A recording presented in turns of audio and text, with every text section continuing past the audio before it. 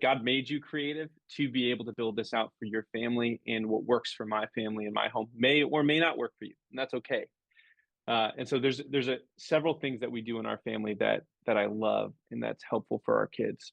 One, I call it playing I Spy in Deuteronomy 6, which is really like the Great Commission before the Great Commission. Like it's the Great Commission of the Old Testament, where Moses is having this conversation. Really, it's coming from God of like, hey, wherever you walk, there's going to be these 12 stones set up. I've already talked about like when you cross the River Jordan, there's 12 stones they set up to remember that.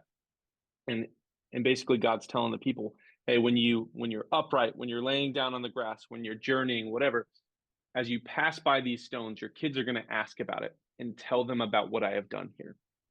And it's really this idea of intentionally looking for opportunities. So this is where the phrase I spy comes from, looking for opportunities to find the fingerprints of God and point them out to your kids. And what's fun is they're better at it than you. Like that's just the awe and wonder that our kids live in when they know what those fingerprints are, because they're asking questions that you've never even thought of.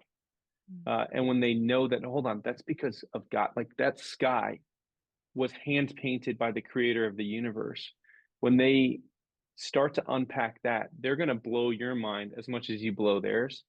And so I would say look for practical conversational, not that you need to throw in spirituality into every conversation, but in every conversation, I want to be intentional about having a pulse on what it looks like for me to shepherd the heart of my kid and looking for the fingerprints of God and teaching them to do the same.